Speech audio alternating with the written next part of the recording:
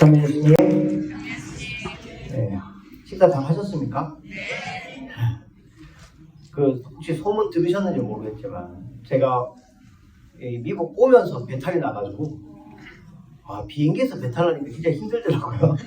화장실 가기도 힘들고 막 이런데 그래서 여기 와가지고 조금 힘들었는데 그래도 막 제가 지금 학교에 대학교에서 이제 교원으로 있다 보니까 한 11년째 이렇게 학교에 있다 보니까 좀 그런 느낌을 좀 처음 받았는데 제가 아프다 소문이 나서 그런지 막 죽도 갖다 주시고 약도 갖다 주시고 이래서 오랜만에 약간 내 신부구나 이런 느낌도 좀 신자분들이 이게 살아한 것도 이렇게 살고 싶다는 생각을 오랜만에 했습니다. 그래서 정말 감사하다는 인사 먼저 드리고 싶었습니다.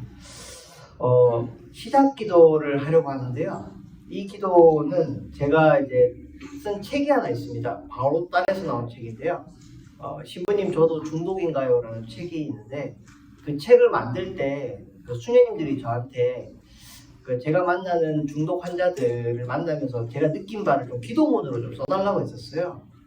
그래서 만든 기도문이고 그냥 우리가 개인적으로 하는 기도는 상관없지만 사람들과 함께 기도하려면 한국에서도 마찬가지 여기도 마찬가지지만 그 교회 인준을 받아야 되거든요.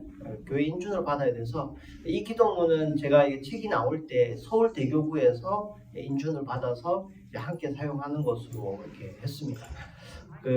제가 여러분들한테 이 기도문 나는 중독자 아닌데 내가 왜 기도를 바치지? 라고 생각하실 수도 있는데 여러분들이 주변에 보면 꼭 알코올 중독, 약물 중독이 아니라도 여러 가지 중독 문제 때문에 힘들어하시는 분들이 있습니다. 그렇죠? 그리고 우리 안에도 그런 문제들이 있을 수도 있고요. 그리고 또 하나는 제가 이 기도를 하자고 하는 이유는 이게 학습 목표이기도 합니다. 그러니까 이 기도문이 지금은 그냥 저런 말이구나라고 생각하지만 오늘 이제 강의가 마친 다음에 마친 기도를 또 이걸 할 건데 그때 이 기도문이 조금 다르게 들리시면 내가 강의를 잘 들었구나 라고 생각하시면 되겠습니다.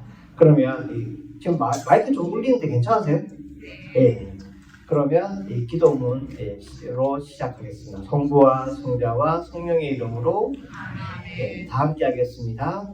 날마다 제게 새 생명을 주시는 분이 저 혼자의 힘으로는 이 어둠에서 벗어날 수 없음을 받아들이고 자만하여 실수하지 않게 하소서.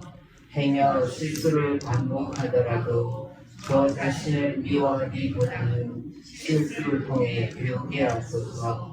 제게 주어진 것들에 감사하며 다가오는 고통에서 도망치지 않게 하시고 주님이 저를 사랑하신다는 것을 깨달아 저 자신을 사랑하게 하소서. 그리고 제게 잘못한 사람을 용서하게 하소서. 행동만 바꾸는 거짓 평화에 누르지 않고 진정한 회복의 길을 걷게 하시며 주님이 저를 사랑하시어 저와 함께 계심을 믿게 하소서. 아멘. 성부와 성자와 성령의 이름으로 아멘. 아까 잠깐 소개는 해주셨는데 저는 지금 부산 가톨릭대학교에 있습니다.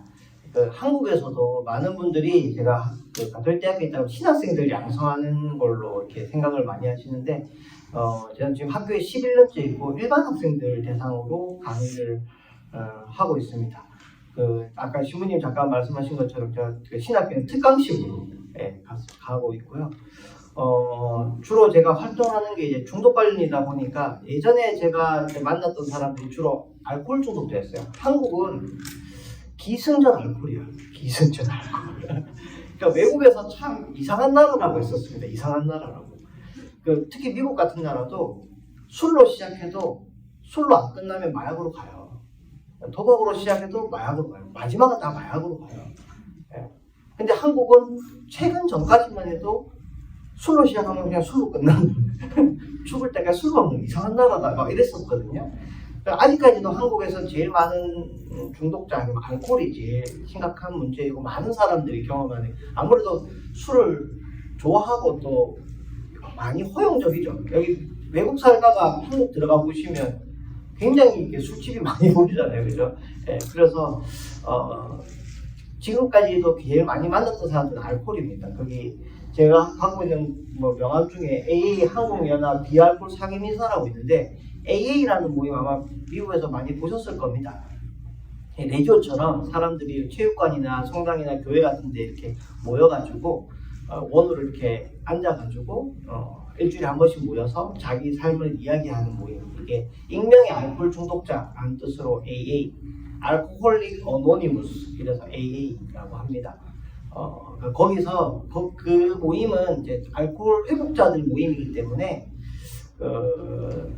본인들이 다 이렇게 알아서 운영을 하는데, 그래도 이제 알코올 중독 회복자들이 아닌 사람들의 도움도 받아야 되기 때문에 이제 뭐 의사들이나 아니면 뭐 전문가들을 이사로 초대하는데 저희가 지금 같이 하고 있습니다. 그래서 비알코올 상임이사라고 표현이 좀 이상한데 알코올 중독자가 아니었던 사람 중에 상임이사 뭐 이런 뜻입니다. 네.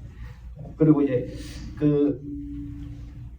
미국 국무부에서 지금 하고 있는 프로그램 중에 이제 국제 중독 전문가 과정이라는 게 있습니다. 이게 뭐냐면 아마 경험들 해보셨을 텐데 지금 미국에서도 약물 문제 심각하잖아요, 그죠? 마약 문제. 근데 이게 아무리 미국 안에서 단속을 해도 이게 미국만의 문제는 아니거든요. 멕시코에서 마약이 계속 올라오고 사용했던 사람들이 계속 올라오면 이거 어쩔 수가 없는 거예요. 그리고 우리나라도 마찬가지인 게 우리나라에서 아무리 단속을 해도 외국의 노동자분들 들어오고 또 외국에 유학 나가는 친구들 또 외국에서 경험하고 들어오면 이게 자기 나라만의 문제로 끝나지가 않거든요. 그래서 미국 국무부에서 자기네 나라 돈으로 전 세계에 국제 표준화 과정을 만들었어요. 그래서 이제 전문가를 양성하는 프로그램을 만들었는데 제가 지금 이제 그 중독 전문가 협회 안에서 이제 요거를 관리하면서 레벨 1이라 그러면 사실 그 국제 자격증 중에서 레벨은 제일 낮은 겁니다. 그거랑 그다음에 이 과정을 듣고 싶어하는 사람들한테 강의할 수 있는 자격, 그거를 지금 가지고 있습니다. 그리고 제가 지금 주로 만나는 사람들은 거의 약물 중독자예요. 아마 히로뽕이라는 얘기 들어보셨죠? 히로뽕. 한국에서는 제일 많이 사용하는 약이 필로폰이라는 약물입니다. 필로폰. 근데 사실 아마 여기 미국 오신 지 오래되신 분들은 한국은 뭐 아직 마약은 괜찮지 않나라고 생각하시는 분도 꽤 많을 겁니다. 한 5년 전만 해도 한국은 마약 청정국이라는 말을 사용했었어요. 마약 청정국이라는 말을 사용했었고 5년 전쯤부터 제가 이제 마약 관련으로 상담을 하기 시작했는데 그때 제가 만났던 사람들은 다 50대 이후 그리고 남성이었고 다 사용하는 약물은 다 필로폰이었습니다. 근데 지금의 한국은 제가 마약 중독 환자들을 만나면 다 20대고 사용한 약물은 다 달라요. 아직 범죄 근력이 다 없고 다 초범이고. 그러니까 이게 갑자기 확 변하고 있습니다. 갑자기. 워낙 한국이 빨리 변하는 나라이기도 하지만 지금 분위기가 이제 이게 약물이 많이 들어오는 것도 있지만 그만큼 사람들이 뭔가 허하다는 얘기거든요. 그래서 우리가 이제 이런 부분에 대해서 어떻게 이해하는 것이 좋을까? 그리고 만약에 우리 자녀들 혹은 또 나가 이런 여러 가지 중독 문제의 위험에 사실 앞으로도 계속 노출이 될 텐데 어떻게 하면 좀 더 안전하게 건강하게 삶을 살아갈 수 있을까? 그리고 우리의 신앙은 어떻게 방향을 알려주고 있는가? 거기에 대해서 이야기를 조금 나눠보려고 합니다. 아까 제가 소개한 책인데요. 신부님 저도 중독인가요? 라는 책인데 제가 이 책은 왜 소개를 드렸냐면 이 슬라이드에 보시면 이 슬라이드는 제가 이제 잘 성당에 드렸거든요. 그래서 혹시 필요하시면 받아가시면 됩니다. PPT로도 드렸고 PDF로도 드렸어요. 그래서 받아가시면 되고 그 페이지를 제가 적어놨어요. 그래서 혹시 필요하시면 찾아보시라고 페이지에다 적어놨습니다. 자, 중독이라는 거. 여러분들 아까도 제가 식사하면서 이제 앞에서 저랑 같이 식사를 해줬던 회장님하고 또 부장님하고 뭐 여러 가지 얘기를 했는데 중독이라는 말을 많이 씁니다. 우리가 알고 있는 중독이 뭐가 있을까요? 여러분들 알고 있는 중독 뭐 있습니까? 일중독? 일중독. 쇼핑 중독, 게임 중독, 뭐 많죠. 이게 양상이 많이 바뀐 거예요. 한 5년 전에만 해도 어디 가서 제가 중독 뭐 있습니까? 하면 알코올 중독, 그 다음에 약물 중독, 보통 이렇게 얘기했어요. 도박 중독이라는 얘기도 잘 안 했습니다. 5년 전만 해도. 예? 근데 도박이 중독이라는 게 들어오면서 그 다음부터는 사람들이 중독이라는 말을 다 붙여요. 어디든. 뭐 스마트폰 중독, 일 중독, 성당 중독, 봉사 중독, 다 중독이라 그래요. 그럼 여기서 말하는 중독의 뜻은 뭘까요? 뭘 보고 중독이야? 여러분들끼리 너 중독이야. 애 보고. 야, 너 게임 중독이야. 너 스마트폰 중독이야. 너 성당 중독이야. 그럼 뭘 보고 중독이라고 할까요, 우리가? 많이 한다는 얘기예요. 그냥 전문가들 얘기가 아니라 그냥 우리끼리 편하게 얘기할 때 보통 사람들이 쓰는 중독의 얘기는 너 너무 많이 해 라는 거예요. 그래서 생각은 뭐냐? 그만해요. 그만해 혹은 줄여. 저한테 상담에 의뢰가 들어오면 거의 90% 이상이 게임 좀 안 하게 해주세요. 술 좀 안 먹게 해주세요. 안 하게 하면 혹은 줄어들면 뭐예요? 문제가 해결된다. 이렇게 생각하시면 이렇게 생각하시면. 근데 알코올 중독 환자들 보신 적 있죠? 주변에 있잖아요, 그죠? 알코올 중독 환자가 술 끊는 거 쉬울까요? 엄청 어려워요. 안 되는 건 아니지만 진짜 어려워요. 기적 같은 일이에요, 사실은. 어찌 보면. 미국은 제가 정확한 수치를 모르겠는데 한국은 지금 현재 수치가 알코올 중독 환자가 중독 재활병원 들어가서 치료받고 입원해서 치료받고 거기서 이제 치료 다 됐습니다 해서 퇴원해가지고 1년 안에 재발하는 비율이 90%예요. 어떤 병도 90%가 재발하는 병은 없어요. 이렇게 따지면 중독은 보통 사람들이 중독은 치료 안 돼. 그거 안 나. 라고 말하는 게 어느 정도는 맞는 말이에요. 그만큼 재발을 많이 하기 때문에. 근데 그렇게 어려운 걸 해내시는 분들이 있어요. 알코올 중독 환자가 술을 끊는 거예요. 근데 술 끊고 도박하세요. 환장하죠. 도박 중독도 정말 알코올 중독만큼 무섭거든요. 그러니까 어쩌면 알코올 중독보다 더 힘든 걸 겪고, 왜냐하면 술을 먹고 일을 안 하기 때문에, 일을 못 하기 때문에, 또 몸이 조금 안 좋아지기 때문에 들어가는 비용들이 있지만 도박은 아주 순식간에 돈이 사라져버려요. 경제적인 부분에서는 오히려 알코올보다 훨씬 더 피해가 크다라고 말할 수 있는데, 도박 중독에 빠졌다가 헤어나는 것도 굉장히 어렵거든요. 근데 그걸 하시고 쇼핑에 빠진다든지 딴 거에 빠지시는 분이 너무 많아요. 그래서 어쩌면 이게 줄이고 끊는 것이 해답이 아니다 라고 말할 수 있는 게 중독이라는 거예요. 그러면 중독을 정확하게 어떻게 이해를 하고 어떤 거를 중독이라고 생각을 해야 우리가 예방할 수 있고 치료할 수 있는가, 이게 들어가겠죠, 그죠? 자, 이게 우리가 여기 분들은 이제 영어나 한국말을 왔다 갔다 하시니까 조금 다른데, 한국에 계신 분들은 이 중독이라는 말이 굉장히 헷갈려요. 왜냐하면 우리나라 말의 중독은 이제 1번과 2번이 구분이 안 되어 있어요. 1번도 중독이라 하고 2번도 중독이라고 해요. 근데 영어에서는 1번은 poisoning이라고 해요. 혹은 intoxication이라고 하고. 근데 2번의 중독은 addiction이라고 하거든요. 그리고 지금 제가 여러분들과 오늘 나누고자 하는 얘기는 addiction에 관한 얘기예요. addiction. poisoning이 뭐냐면 포이즌이 들어왔다는 거예요. 식중독. 제가 며칠 전에 여기 와가지고 계속 했던 게 식중독이죠. 뭘 잘못 먹고 비행기를 타가지고 배탈이 난 거예요. 제가 원해서 먹은 건 아니죠, 그죠? 그러면 이 독이 어쨌거나 몸에서 빠져나갈 때까지 기다리든지 약을 먹든지 아니면 좀 더 심하면 병원에 가서 치료를 받죠. 연탄가스 중독, 식중독 이런 것들은 병원에 가면 뭘 하느냐? 해독 치료를 하죠. 인톡시케이션 됐으니까 디톡스 하는 거예요.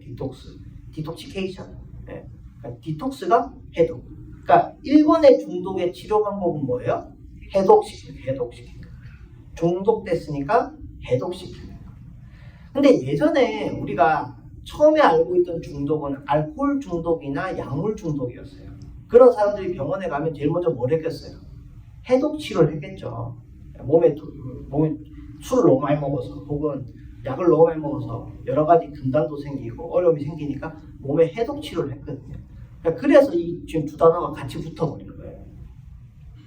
근데 지금 우리가 지금 말하고자 하는 중독은 에딕션이라는 또 다른 단어. 포이즌인가 인톡시케이션과 다른 거라는 거예요. 자, 에딕션 뜻이 뭡니까? 같이 한번 읽어볼게요. 시작. 여러 가지 이유로 사용을 중지하지 못하는 조절불능 및 강박적 사용. 조절불능이라는 말, 조절하지 못하는 본인이 술을 먹고 싶을 때까지 먹고 안 먹고 싶으면 딱 그만둬야 되는데 조절이 안 되는 거. 게임을 하고 싶을 때 하고 하기 싫을 때 안 해야 되는데 조절이 안 되는 거. 이게 중독이라는 거예요. 강박이라는 말은 쉽게 설명드리면 자꾸 반복한다는 뜻이에요. 강박적 사고하면 똑같은 생각을 계속 하는 거고 강박적 행동, 여러분들 강박적 행동 언제 합니까? 뭐 머리카락을 계속 뽑는다든지 손톱을 계속 물어든다든지 다리를 계속 떤다든지 마음이 불안하고 안정이 안 될 때 사람이 강박적 행동을 하거든요. 반복된다는 거예요. 그죠? 그래서 강박적 사용은 계속 반복해서 사용한다라는 뜻입니다. 그래서 밑에 거 조절불능하고 강박적 사용을 중독이라고 생각하는 사람들이 생각하는 건 조절되면 된다. 그래서 자꾸 이제 사람들이 자기가 중독인지 아닌지 나 술 매일 안 먹는데 아니면 나 사순절에 술 끊었는데 이렇게 하면 난 조절할 수 있으니까 중독 아니야. 보통 이렇게 자꾸 생각하시는 거예요. 근데 그것도 아니에요 사실은. 자, 강박적 사용이나 조절불능 요거를 보통 일반 사람들은 제일 중요한 단어라고 생각하는데 여기서 제일 중요한 건 제가 색깔을 다르게 칠해놨습니다. 뭡니까? 여러 가지 이유가 있고 이 여러 가지 이유가 안 바뀌면 아까 말한 것처럼 알코올 중독자가 도박 중독으로 가고 도박 중독자가 다른 곳으로 충분히 간다는 거예요. 자, 예를 들어 볼게요. 여러분들 주위에 뭐 알코올 중독인지 아닌지는 모르겠지만 술을 엄청 좋아하는 분이 있다 칩시다. 술을 엄청 좋아하세요. 그분이 오늘 정말 반가운 분을 오랜만에 만났어요. 뭐 하실까요? 술 한잔 하시겠죠. 그죠? 슬픈 일이 있어요. 뭐 하실까요? 술 한잔 하시겠죠. 상처받았어요. 뭐 하실까요? 정말 화가 나요. 뭐 하실까요? 오늘 너무 심심해서 적적해요. 뭐 하실까요? 오늘 비가 와요. 마음이 약간 그래. 뭐 할까요? 저녁에 반찬이 나왔는데 기가 막혀요. 뭐 하실까요? 이게 문제예요. 상황도 다르고 기분도 다른데 표현은 하나로 하는 거예요. 이게 엄밀히 보면 태행이에요. 애기들이 배고프면 뭐예요? 울어요. 졸리면 뭐예요? 울어요. 짜증나면 뭐예요? 울어요. 하나로 표현해요. 그러다가 조금씩 사회성이 길러지고 애가 성장을 하면 자기 감정을 조금 다양하게 표현할 수 있어요. 그래야 사람들이 빨리 알아듣거든요. 내가 정말 화가 난 건지, 짜증이 난 건지, 우울한 건지, 졸린 건지. 다양하게 표현하면서 자기 기분을 사람들이 알아주는 거예요. 알아주면 기분이 빨리 풀려요. 그리고 적절하게 대응할 수 있어요. 그런데 이게 이렇게 가다가 하나로 다시 바뀌어버려요. 태행하는 거예요. 옛날로. 그래서 기뻐도 술 마시고, 슬퍼도 술 마시고, 우울해도 술 마시고. 이렇게 살다가 갑자기 술이 없어져요. 그럼 뭐라고 하냐? 인생에 낙이 없다. 인생 한 가지만 하는 거예요. 한 가지만 하는 거. 그래서 내가 내 기분을 다양하게 풀어낼 수 있는 거. 술 없이 기분을 표현하는 법. 슬픔을 술 없이 표현하는 법을 못 배우면 술로 다시 돌아가든가. 그래서 자꾸 재발하는 거예요. 아니면 술을 내 도저히 술을 못 먹는다. 뭐 의사가 술 먹으면 죽는다 그랬다. 그러니까 내가 의지로 술은 안 먹는데 이 기분은 달래야 되겠으니 다른 걸로 충분히 넘어가는 거예요. 그러면 또 다른 중독이 계속해서 있는 거죠. 그래서 중독 환자들 중에 제일 많이 보이는 증상 중에 하나가 끝없는 중독의 반복이에요.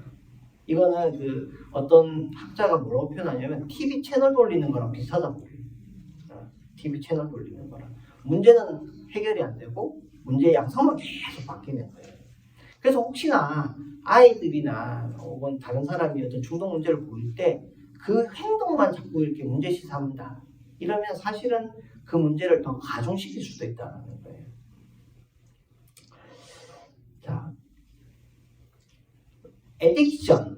아까 제가 중독, 지금 우리가 말하는 중독, 영어로 에딕션이라고 했는데 라틴어 에디체레라는 말이 나옵니다. 에디체레. 라틴어는 여러분들 우리가 미사 때도 많이 쓰는 말이고 고대 로마 때 썼던 말입니다. 그 모든 이제 그러니까 영어나 불어나 독어 이런 유럽의 언어들이 원천이 되는 게 라틴어죠. 라틴어 에디체레라는 말은 넘겨주다 항복하다라는 뜻입니다. 넘겨주다 항복하다. 여기에는 많이 한다, 자주 한다는 뜻 자체가 없어요. 그래서 단순히 많이 한다고 해서 중독이 아니라는 거예요. 뭐가 차이가 있는지 이제 조금 이따 말씀드릴게요. 넘겨준다는 거, 내가 뭐 가진 걸 뭐 주는 거죠. 그리고 항복하는 거는 줬다 이건데 다른 뜻이잖아요. 근데 어떻게 이게 같은 뜻이냐? 그 여러분들이 상상을 할 때 로마 시대 때 썼던 말이니까 로마 시대를 상상해 보시면 로마 시대 때는 지금 우리랑 달라요. 맨날 뭐예요? 전쟁을 해요. 전쟁을 하면 이긴 팀이 있고 팀이 아니죠. 이긴 나라가 있고 진 나라가 있겠죠, 그죠?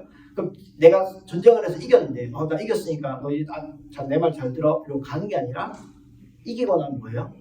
네가 가지고 있는 이제 다 누구 거예요? 내 거 되는 거예요. 다 가져오는 거죠. 가지고 있는 재산도 다 내 거. 근데 재산만 다 가져오는 게 뭐예요? 아니고 사람도 가져오는 거예요. 뭘로? 노예로. 노예, 종으로. 이제부터 너는 자유인이 아닌 거예요. 왜? 줬으니까. 그러니까 너 자신을 넘기는 거. 이게 중독입니다. 그래서 고대 로마 때는 에딕트가 잡혀온 사람, 노예 상태인 사람을 에딕이라고 했다는 거예요. 그래서 술을 내가 먹고 싶어서 먹는 것, 이거는 아니죠. 알코올 중독이 아니에요. 근데 우리가 하나 착각하는 게 있어요. 알코올 중독 환자가 술을 좋아할 거라는 생각. 술을 안 좋아해요. 술을 좋아하는 사람을 우리가 애주가라고 하죠. 애주가. 애주가와 알코올 중독자는 너무 달라요. 이 말을 오늘 잘해야 되는데 잘못하면 형제님들이 와 이러면서 해방이다 난 애주가야 이러면서 막 드실 수 있어가지고. 애주가와 알코올 중독자의 가장 큰 차이는 알코올 중독 환자는 절대 자기가 술 먹은 걸 자랑하지 않아요. 숨겨요. 술 마셨죠? 이러면 안 마셨대요. 술 냄새가 나잖아요. 술 냄새 나는데요. 딱 한 잔만 든다고요. 근데 알코올 중독 환자는 애주가는요 안 물어봤는데 낮에 술 마셨다? 이래요. 어제 너무 재밌었어. 오늘도 마실 거다? 라고 자랑합니다. 집에 가보면 알코올 중독 환자는 집에 술이 없어요. 안 보여요. 근데 애주가는요 집에 가면 술이 진열되어 있어요. 이렇게 보란 듯이 이렇게. 그리고 비싼 술은 되게 좋은 곳에 다 진열해놨어요. 자랑을 내 술 있다, 이 술 있다, 같이 뭐 기회가 되면 같이 먹자 이렇게 자랑하죠. 알코올 중독 환자는 집에 가보면 술이 없는데 옷장 안에서 나와요. 쌀통 안에서 나와요. 세탁기 안에서 나오고. 술을 갖다 버릴 때 남의 집 앞에 갖다 버려요. 신문지에 싸서. 왜? 부끄러워요. 자기가 먹고 싶어서 먹는 게 아니라 안 먹어야 되는데 안 먹어야 된다 먹으니까 다른 사람이 뭐라 하지 않아도 본인이 부끄러워해요. 그래서 죄책감이 들고 어려운 거예요. 근데 애주가든 알코올 중독자든 술을 계속 먹다 보면 몸에 문제가 생기거든요. 애주가도 술에 몸에 문제가 생겨요. 그게 다 좋은 건 아니에요. 그러면 이제 병원에 가죠. 의사 선생님이 아저씨 술 얼마나 드세요? 얼마나 이렇게 먹으면 안 됩니다. 큰일 납니다. 건강을 해쳐요. 아니면 뭐 이러다 돌아가실 수도 있어요. 이렇게 얘기합니다. 그러면 알코올 중독자하고 애주가하고 반응이 달라요. 알코올 중독자는 이렇게 살다 죽죠. 뭐 이래요. 야, 애주가는 죽는다고? 이러면 술 끊어요. 술 먹고 싶어서 사는 게 아니거든요. 재밌게 살고 싶어서 술 먹는 거예요. 재밌게 살고 싶은데 술 먹으면 죽는다고 하면 이게 무슨 의미가 있어요, 그죠? 그래서 끊는 거예요. 근데 알코올 중독자는 살고 싶은 삶이 딱히 없어요. 그저 하나 좋아하는 게 술 먹는 거예요.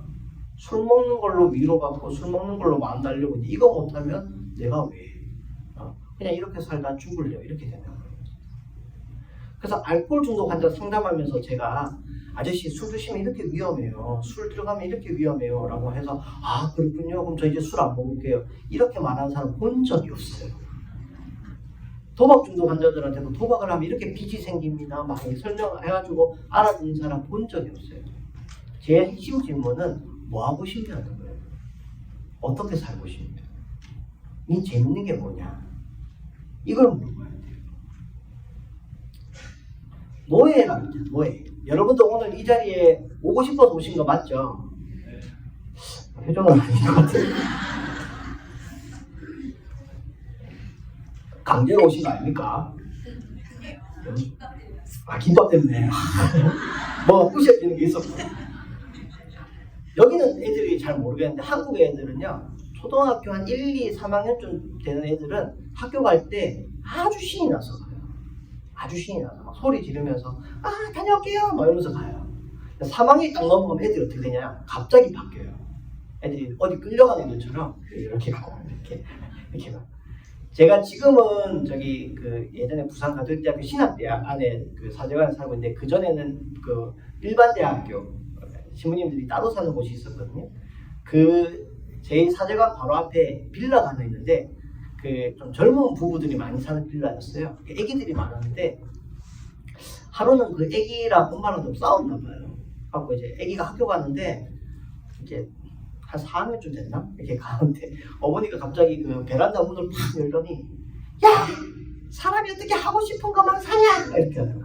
사람이 어떻게 하고 싶은 것만 하며 사냐? 이러시더라고요. 학교 가기 싫다 했겠죠. 그죠? 엄마한테 학교 가기 싫다고 했겠죠. 애들 키워보신 분들 아마 아시겠지만 하기 싫은 거 억지로 시키는 게 엄청 힘들어요. 깨워놓으면 다시 자고 깨워놓으면 다시 자고 막 그래요. 근데 그러던 애들이 안 깨워도 일어나는 날이 있어요. 언제요? 소풍 가는 날. 운동회 하는 날. 운동회 하는 날. 소풍 가는 날. 이런 날은 안 깨워도 일어나 있어요. 그 눈빛이 반짝반짝거려요. 살아있어요. 왜 살아있느냐? 하고 싶은 거 아니까. 하고 싶은 거 아니까. 우리나라 사람들이 갖고 있는 약간 마음 중에 하나는 내가 먼저 뭘 하기보다는 양보하고 배려하는 느낌이 있어요. 그래서 네가 먼저 골라라. 내가 따라가 줄게. 이게 미덕이잖아요. 근데 아닌 경우도 있어요. 제가 저희 학교 학생들 이제 서로 대화하는 걸 뒤에서 들었는데 점심시간에 밥 먹으러 둘이 이렇게 가는데 한 친구가 옆에 보고 야 뭐 먹을래? 그러니까 아무거나 돈가스 먹을까? 아, 난 느끼한 거 싫은데. 뭐야? 얘가 그럼 뭐 먹을래? 돈가스 빼고 아무거나. 냉면 먹을까? 아니, 찬 거 먹으면 안 되는데. 뭐야? 진짜 이러면 좀 힘들죠. 이 친구가 말한 아무거나는 내가 너를 위해서 네가 먹고 싶으면 먹을 테니까 양보할게 라는 의미가 아니에요. 이 친구의 진짜 의미는 내가 지금 뭘 먹고 싶은지 모르겠으니까 네가 내 마음을 기가 막히게 알아들어서 내 마음에서 그래 그거라는 말이 나오면 난 참 좋겠어 라는 말을 아주 간단하게 간편하게 줄여가지고 아무거나라고 얘기하는 거예요. 아무거나. 그럼 이 친구는 오늘 점심에 자기가 먹고 싶은 거 먹을 확률이 사실은 적어요. 사람은 누구나 행복해지고 싶어서 열심히 살아요. 행복해지고 싶어서 공부도 하고 행복해지고 싶어서 일도 하는 거예요. 근데 너 뭐 하면 행복하니? 라고 물어보면 대답하는 사람이 그렇게 많지 않아요. 언제가 제일 행복했니? 라고 물어봐도 잘 몰라요. 우리가 정말 많은 노력들을 하지만 사실 우리가 하는 대부분의 노력들은 행복해지기 위한 노력이라기보다는 불행해지지 않기 위한 노력들이에요. 불행해지지 않기 위한 노력들. 사실 그 노력도 필요하죠. 근데 여러분들 죽을 때 돌아가시는 순간에 난 불행하지 않았어. 그러니까 행복했던 거야. 이렇게 말하는 사람은 없어요. 분명한 건. 그 TV나 혹은 영화에서 행복하다고 말하는 사람들을 보면 불행한 상황 속에서 행복하다고 해요. 몸이 아프지만 행복하다. 돈이 없지만 행복하다. 내가 목표했던 걸 다 이루지 못했지만 난 행복하다. 왜? 내가 거기서 좋아하는 거 있었거든요. 사랑하는 게 있었거든요. 그래서 제가 행복하다고 얘기하는 거예요. 행복이라는 게 사실은 굉장히 막연해. 너 뭐 하면 행복하니? 라고 물어보면 사실 굉장히 막연한데 이걸 범위를 확 줄여보면 조금 간단해요. 오늘 점심에 여러분들은 두 가지 초이스밖에 없었어요. 김밥 먹을래, 샌드위치 먹을래. 근데 김밥도 이렇게 이렇게 인수가 충분했는지 모르겠지만 아무튼 자기가 먹고 싶은 먹은 사람이 어쨌건 행복한 거예요. 점심 때는. 그죠? 오늘 하루가 행복했던 사람은 오늘 자기가 하고 싶은 거 한 사람이 제일 행복한 거예요. 근데 아침에 눈을 떴을 때 자기가 뭘 하고 싶은지 아는 사람은 그걸 하면 돼요. 근데 아침에 눈을 떴을 때 뭘 하고 싶은지 모르겠으면 아까 말한 그게 되는 거예요. 누가 날 좀 행복하게 안 만들어주나. 그게 자식일 수도 있고 배우자일 수도 있고 어떤 나라나 다른 사람이 될 수도 있는 거예요. 누가 날 좀 재밌게 안 해주나. 그러면 마음이 자꾸 우울해지고 힘들어져요. 그러면 어때요? 빨리 기분을 바꿀 수 있는 것에 마음이 가요. 그게 뭐예요? 중독이에요.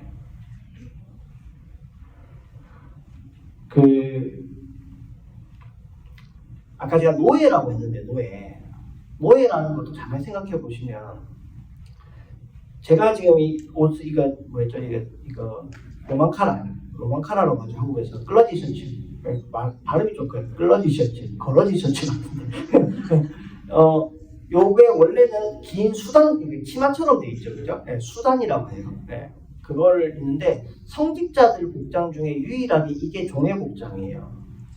네, 신부님들이 입는 옷은 로마 시대 때 귀족들이 입었던 옷의 모양들이에요. 그리고 부제님이 입는 옷은 달마티카라고 하는데 달마시안 지역의 귀족들이 입었던 복장이라고 해서 달마티카라고 하는 거예요. 그런데 요 까만색 긴 치마처럼 된 요거는 종의 복장이에요. 까만색은 나의 죽음을 뜻해요. 내가 내 마음대로 살지 않겠다. 그리고 흰 거는 주인의 뜻에 깨어 있겠다. 그래서 내가 내 멋대로 살다가 잠들면 주인이 뭘 시킬 때 모르니까 주인한테 깨어 있겠다. 그래서 흰 옷을 입는 거예요. 이게 종의 복장이에요.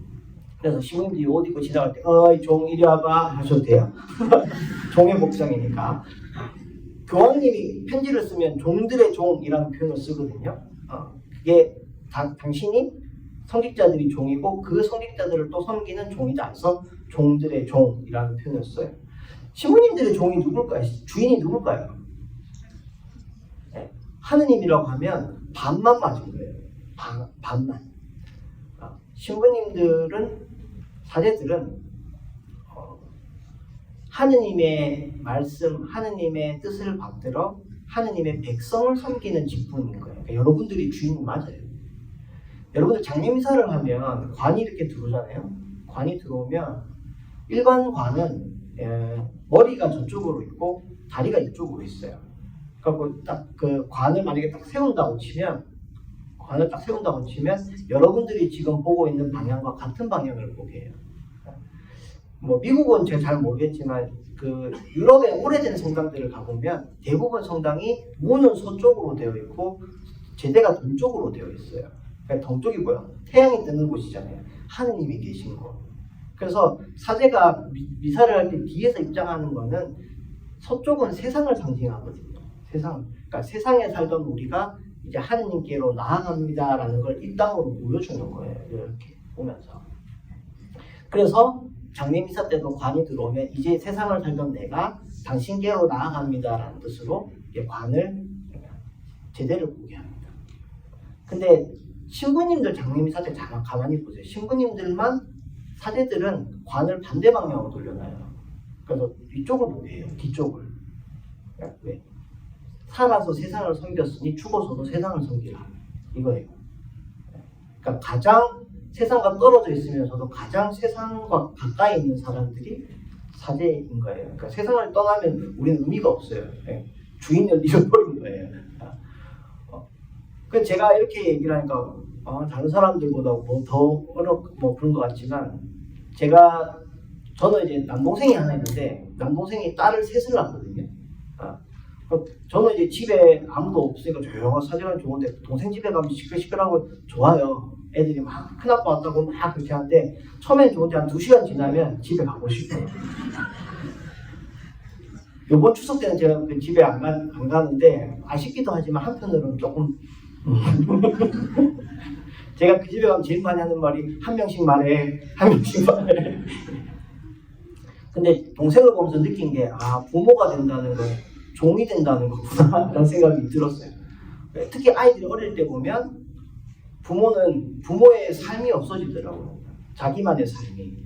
애가 울면 달려가야 되고, 애가 밥을 먹어야 엄마도 밥을 먹을 수 있고, 애가 잠을 자야 아빠도 잠을 잘 수 있고, 모든 삶의 리듬이 아이한테 다 맞춰져 있어요. 근데 그게 어찌 보면 종살이죠. 근데 그 종살이를 억울하게 한다 그러면 정말 힘들 거예요. 강제로 시킨다면. 근데 그게 사랑이라는 마음이 들어가니까 내가 그것이 기쁘기도 하고 때로는 보람도 느껴지는 거고 그래서 의미도 찾는 거고. 중독과 중독이 아닌 가장 큰 차이는 이겁니다. 우리는 사랑을 살아가면서 계속 어떤 사람들과 만나고 그 사람들에게 봉사하고 때로는 그 사람들의 요구에 딸려가거든요. 근데 이게 내가 그 일을 혹은 그 사람을 사랑할 수 있느냐 사랑할 수 없느냐, 사랑하고 있느냐 사랑하고 있지 않느냐에 따라서 엄청 달라져요. 그래서 먼저 내가 좋아하는 것들을 먼저 찾아야 돼요. 좋아하는 것들을 하다 보면 거기서 사랑하는 게 나와요.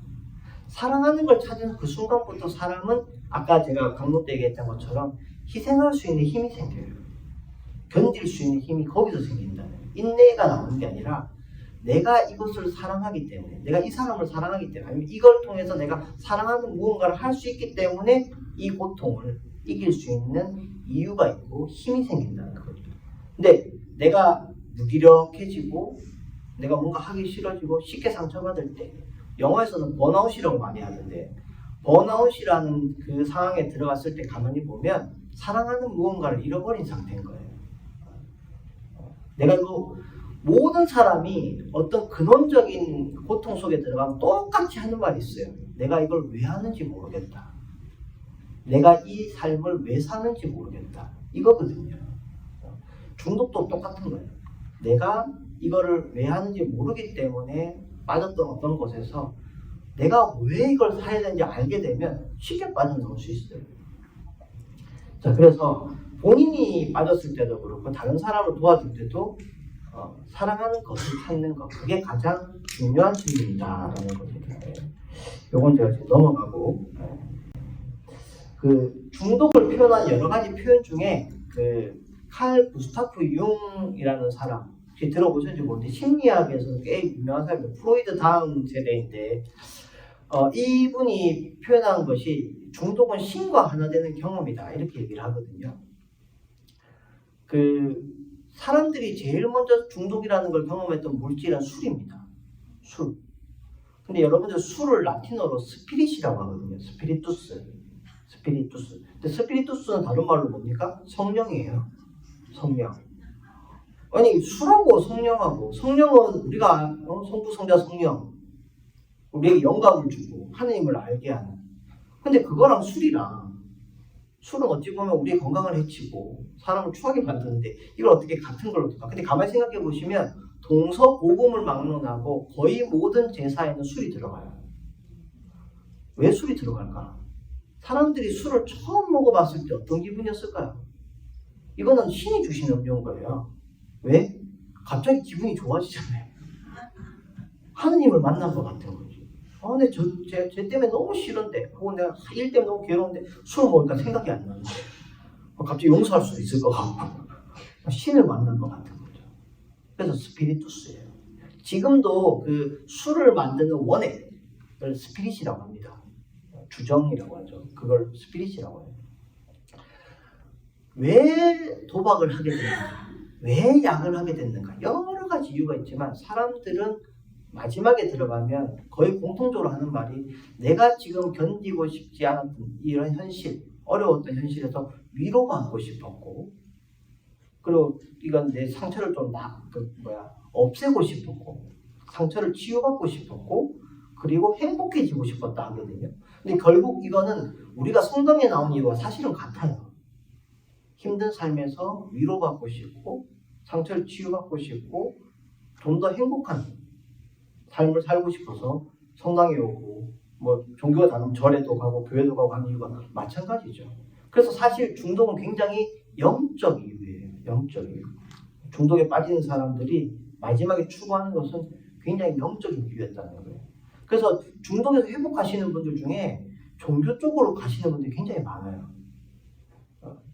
그렇게 되는 이유가 처음 중간에 그렇게 된 게 아니라 원래 자기의 원인가 그거였기 때문에 그런 거예요.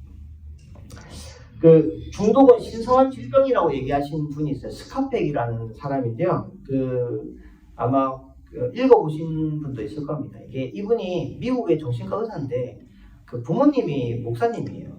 그러다 보니까 좀 쓴 글이 약간 종교적인 색채가 굉장히 강해요. 근데 읽어보시면 우리 가톨릭 신자가 읽어도 종교적으로 거부감이 없을 만큼 굉장히 이제 좀 평이하게 잘 쓰셨어요. 그리고 굉장히 인간의 중독 환자들을 주로 많이 다루셨거든요. 그래서 당신이 중독 환자를 만나면서 느낀 것을 신앙적으로 조금 풀어서 쓰셨어요. 근데 이분이 중독을 표현하는 말 중에 중독을 신성한 질병이라고 표현하는데 저는 이게 굉장히 좀 이해가 안 됐었거든요. 처음에. 왜냐하면 제가 만났던 중독 환자들은 그냥 간이 좀 아프고 위가 좀 아프고 몸이 좀 어디 아프고 이게 아니고 삶이 완전히 망가지는 거예요. 자기 삶만 망가지는 게 아니라 가족의 삶도 망가지고 사회적으로도 완전히 고립되는, 그러니까 삶 자체가 완전히 뭉개지는 이런 병인데 이걸 어떻게 신성한 질병이라고 말을 하는가 이해가 안 됐거든요.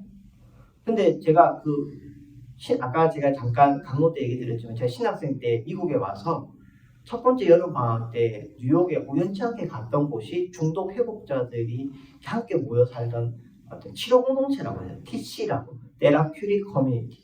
거기 갔는데 거기에서 그 사람들하고 제가 한 3개월 정도 연수를 같이 하면서 지내면서 하나 충격받은 게 있었어요. 여러 가지 이제 치료 공동체가 있는데 치료 공동체마다 룰이 다르긴 하지만 제가 갔던 곳의 치료 공동체는 이제 복도에서 사람이 만나면 우리는 복도에서 사람 만나면 인사할 때 잘 잤냐, 밥 잘 먹었냐 이런 걸 물어보잖아요. 근데 거기는 복도에서 딱 만나면 뭘 물어보냐면 네 삶에서 가장 부끄러웠던 순간은 언제야? 이런 걸 물어봐요. 복도에서. 이해가 안 되는 거예요. 이게 이렇게 되게 민감할 수 있는 질문, 되게 이렇게 어찌 보면 조금 상처가 될 수 있는 질문들을 이렇게 막 하더라고요. 그거를 컨프런테이션이라고 해요. 직면하기. 나중에 이제 들어보니까 중독이라는 것이 결국 내가 마주쳐야 될 현실을 피하려고 술을 마시고 약을 하고 게임을 하는 거기 때문에 그게 아닌 직면시키는 걸 연습시킨다고 해서 이제 컨프런테이션이라고 하더라고요. 근데 제가 이제 거기 가서 이제 연수를 하는데 자꾸 저한테 이렇게 어떤 친구가 하는 거예요. 그거를. 그래서 제가 처음에는 좀 받아주다가 나중에는 뭘 했냐면 야, 나 여기 치료받으러 온 거 아니다. 연수하러, 나 인턴이다. 근데 난 니들이 하는 거 그냥 잘 보고 가면 되니까 나한테 좀 신경 끄고 니들끼리 좀 해라. 이렇게 얘기를 했거든요. 그러니까 그 친구가 아까 제가 강론 때 했던 그 말을 했어요. 야, 네가 중독 문제 없다는 거 여기 있는 사람 다 안다. 약물 문제나 알코올 문제 없다는 거 여기 있는 사람 다 안다. 근데 그게 네가 아무런 문제가 없다는 건 아니지 않냐. 이 세상 모든 사람들은 문제가 있다. 이건 상식이다. 걔가 얘기했어요, 나한테. 코케인 환자였는데 그 친구가 저한테 이 세상 모든 사람들은 문제가 있다. 이건 상식이다. 여기 있는 모든 사람들은 자기가 문제 있다고 인정한 사람들이다. 그리고 그 문제를 자기 혼자서 해결할 수 없다고 받아들인 사람들이다. 그래서 다른 사람들에게 끊임없이 자기 문제를 꺼내놓고 서로 이야기를 하는 거다. 근데 왜 너는 너의 문제를 해결하기 위해서 아무것도 하지 않느냐 이렇게 얘기하더라고요. 제가 너무 충격받았어요. 거기서. 그래서 제가 그날 밤 일기장에 이렇게 썼어요. 나는 여기에서 중독자가 아닌 유일한 사람이다. 근데 난 여기에서 나 자신의 변화를 위해 아무것도 하지 않는 사람이다. 이렇게 제가 일기장에 그렇게 썼어요. 그러고 난 다음에 그 사람들을 보니까 저는 그 전까지 알코올 중독 환자는 술 끊으려고 노력하고 약물 중독 환자는 약 끊으려고 노력하는 건 줄 알았는데 아니더라고요. 그 모든 노력이 잘 살려고 하는 노력들이에요. 잘 살려고, 좋은 삶을 살려고. 좋은 삶을 살려고 하다 보니 술이 끊어지는 거고 약이 끊어진 거지 약이 끊어지니까 좋은 삶을 산 건 아니라는 거예요. 약물 중독자가 아닌 사람들도 좋지 않은 삶을 사는 사람 얼마든지 있어요. 그래서 그러면서 제가 그분들의 삶에 감동을 받고, 그게 2004년도 일인데 그 이후로 지금 제가 계속 이러고 있거든요. 결국 중독이라는 문제는 삶의 문제인데, 우리가 삶을 바라볼 때 스카팩이 알코올 중독 환자나 약물 중독 환자를 만나면서 느낀 게 그거라는 거예요. 일반적인 사람들은 자기가 문제가 있다고 좀처럼 인정하지 않는다는 거예요. 일반적인 사람들은. 근데 약물 중독자들은, 알코올 중독자들은 어느 정도 시점이 되면 자기 문제를 부정할 수가 없어요. 자기뿐만 아니라 남들도 다 안다는 거예요. 그 두 번째는, 일반적인 사람들은 자기가 문제가 있다고 인정을 하더라도 자기가 노력하면 바뀔 수 있다고 믿기 때문에 다른 사람들에게 좀처럼 도와달라고 하지 않는다는 거예요. 근데 약물 중독자는 어느 정도 시점이 되면 도와달라고 할 수밖에 없다는 거예요. 자기가 힘이 없다는 거예요. 인정할 수밖에 없기 때문에. 그리고 세 번째는, 그러고 나면 본인이 다른 사람의, 자기 스스로가 뭔가 바꾸고 한 게 아니라 다른 사람과, 특히 신의 은총으로 자기가 변화되고 이끌려간다는 걸 누구보다 절실하게 느끼기 때문에 삶이 급속도로 바뀌어간다. 이게 그 사람이 말하는 신성한 질병이라는 뜻인데, 이 회복자라는 말, 영어로도 알코올 중독이나 도박 중독에서 벗어난 사람들을 리커버리라고 하거든요. 리커버리. 삶이, 지금 현재 내 삶이 회복 중이라고 말할 수 있는 사람이 과연 얼마나 있는가, 이렇게 스카팍이 얘기를 해요. 대부분의 사람들은 자기 삶이 조금씩 나빠진다고 얘기해요. 몸의 건강도 나빠지고, 처음 먹었던 마음가짐도 나빠지고, 처음 세웠던 계획도 자꾸 이렇게 흐릿해지고. 근데 중독에서 벗어나는 사람들은 술만 끊는 게 아니라 삶이 변화되면서 자기 삶이 회복 중이라고 느낀다는 거예요. 단지 몸만 회복되는 게 아니라 술 때문에 끊어졌던 가족들과도 조금씩 화해하기 시작하고, 사회적으로 고립되었던 삶에서 조금씩 사회적으로 관계들이 생겨나면서 자기의 삶이 회복 중이라고 느낀다는, 이거 완전히 은총이라는 거죠. 그리고 그 스카팩이 봤을 때는 그리스도교에서 세례받은 사람들이 원래 지향하던 바와 같다라는 거예요. 그래서 신성한 질병이라고 얘기하는데 저는 이게 맞다고 생각이 돼요. 그래서 우리도 한번 생각해보면 내 삶이 지금 방향이 어느 방향으로 가고 있는가. 그 교회에서는 회개라는 말을 많이 씁니다. 회개. 근데 예전에 한자로 썼던 말을 전 더 좋아해요. 회개라는 말 쓰기 전에 우리는 회두라는 말을 썼어요. 회두. 아마 연세가 있으신 분들은 그 말 들어보셨을 겁니다. 회두 할 때 두자가 무슨 두자일까요? 머리 두자입니다. 머리 두. 우리가 회개라고 하면 조금 잘못 받아들이면, 특히 사순식이나 대림식의 회개라는 말을 들으면 내가 뭐 잘못했지 반성하고 잘못한 거 고백하고 안 하겠습니다 다짐하고 이렇게 들어가는데, 만약에 회두라는 말로 잘 생각해보면 어디가 더 포인트인지 좀 알 수 있어요. 내가 죄 고백을 할 때 내가 이제 고백했나? 이게 고백했나? 다 고백했나? 그래서 내가 깨끗해졌나? 이쪽으로 자꾸 생각하면 내가 죄를 고백해서 깨끗해졌는가? 지금의 상태, 지금의 내 상태, 여기에 자꾸 집중하는 거예요. 근데 회두는 뭐냐면 내가, 하느님이 이쪽에 계신데 하느님이 아닌 방향으로 내가 살았던 거예요. 계속. 그럼 점점점 안 좋아지겠죠. 그죠? 안 좋아지다가 내가 이렇게 살면 안 되겠다 해서 방향을 어디로 돌려요? 하느님 쪽으로 돌린 거예요. 이렇게 방향을 바꾼 거죠. 자, 방향을 바꿨다고 해서 내가 지금 서 있는 위치는 그대로예요. 뭐 나아지거나 이건 아니에요. 그렇지만 이제 방향을 바꿔서 하느님 쪽으로 내가 계속 살아가면 조금씩 좋아지는 거예요. 좋아지는 거. 우리가 사순식이나 대림식에서 가장 중요하게 봐야 되는 건 지금 내 삶의 방향이 어디로 가고 있는가예요. 방향만 잘 잡으면 점점점 좋아지는 거예요. 근데 방향을 제대로 안 잡고 지금 상태만 내가 자꾸 바꾸려고 하면 막 성사로 받아서 내가 죄를 고백하고 성사의 은총으로 제 사함을 받지만 사함 받은 다음에 똑같이 살면 무슨 소용이 있냐면 방향이 그대로인데 점점점 나빠지는 거예요. 이거는. 그죠? 그래서 지금의 내 삶이 좋아지고 있는가 안 좋아지고 있는가도 사실 이 중독에서 회복하는 사람들과 그리 다르지 않다는 거예요. 방향이 어디로 향하는가 이게 더 중요하다.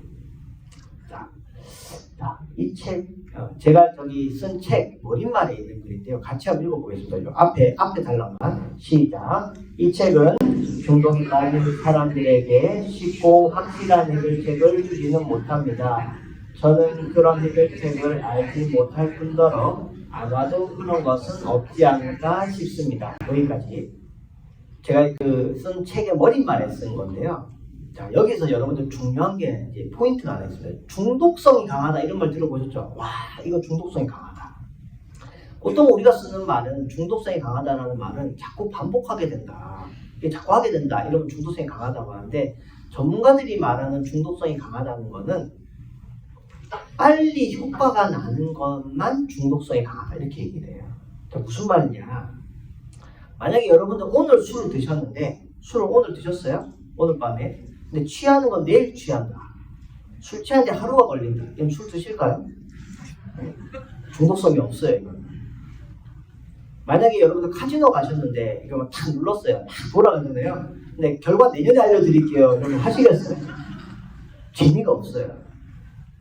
빨리 되는 것일수록 내가 재미를 느끼고 거기에 빠져드는 거예요. 그래서 중독성이 강한 거예요. 가끔 제가 이제 한국에서 미국은 아무래도 담배 태우시는 분들이 한국보다는 좀 적던데 담배가 중독성이 강해요? 술이 중독성이 이런 질문 정말 많이 하세요. 그런데 물론 어느 게 더 중독성이 강할까요? 술? 담배? 자기가 더 좋아하는 게 중독성이 강하겠죠.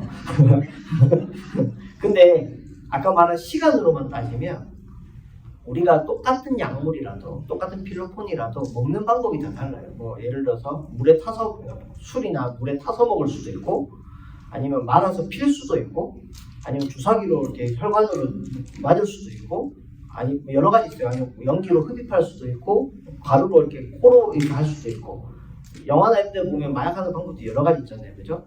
가장 빠른 방법이 스모킹이에요. 담배처럼 피는 거. 술은 여러분들 취하는데 보통 얼마나 걸리던가요?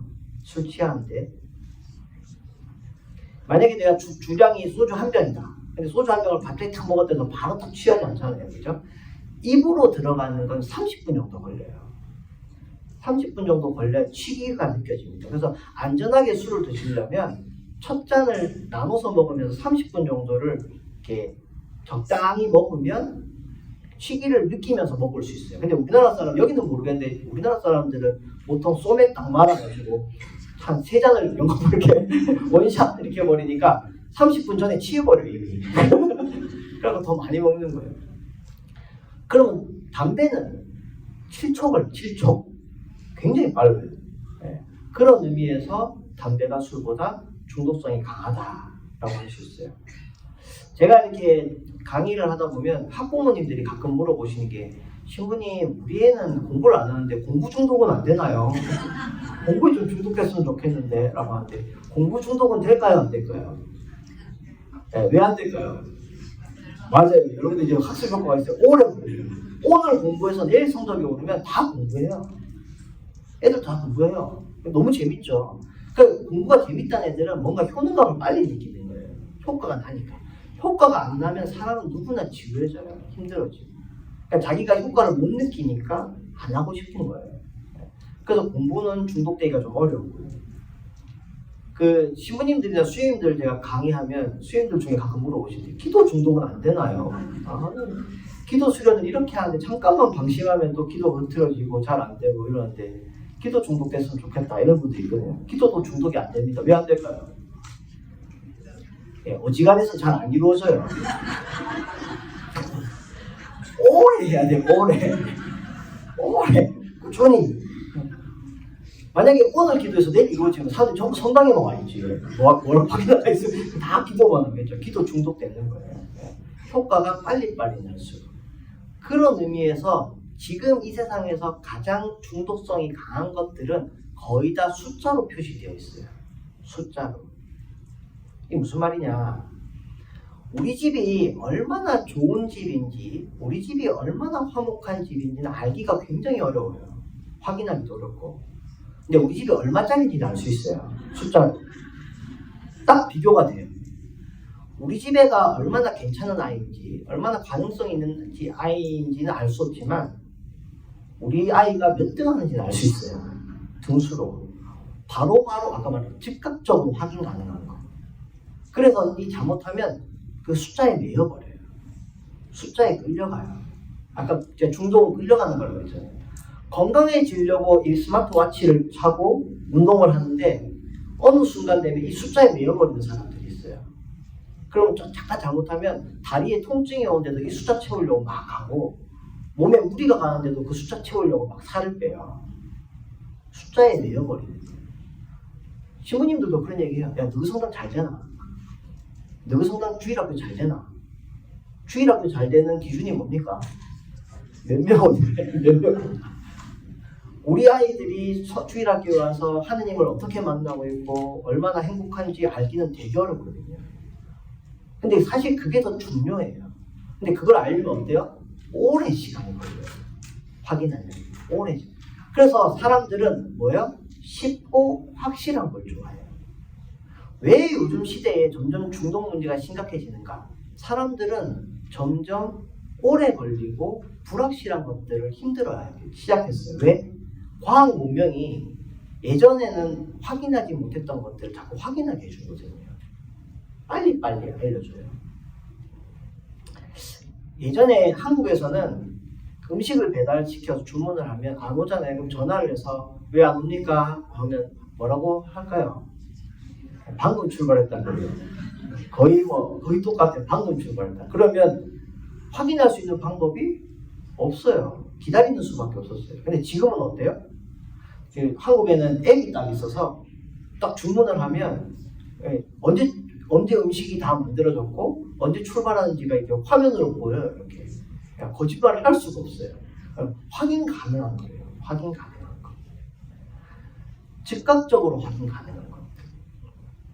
그래서 뭔가 예전처럼 기다리고 인내하는 힘들이 점점 없어지고 있어요. 그 기사를 보셨는지 모르겠는데 지금 한국에서는 고등학교를 포기하는 친구들이 굉장히 늘어나고 있어요. 고등학교를 안 가겠다. 검정고시를 치겠다. 왜 그렇게 됐는가? 고등학교라는 거를 대학을 가기 위한 하나의 그냥 관문으로 생각하는 거예요. 그 과정을. 근데 만약에 그 예전에는 검정고시 치는 친구들은 가정 형편상 학교를 다닐 수 없거나 아니면 학교에서 좀 안 좋은 일이 있어가지고 퇴학을 당했거나 아니면 이런 여러 가지 이유 때문에 다니고 싶지만 못 다니는 친구들이 검정고시를 쳤어요. 근데 지금은 뭐냐? 어차피 고등학교는 대학을 가기 위한 하나의 과정이라면 내가 검정고시 쳐서 3년 걸릴 걸 1년 만에 하면 뭐예요? 이익이라는 거예요. 줄이는 거. 그래서 한국에서 사람들을 모으려면 반드시 들어가야 되는 말이 있어요.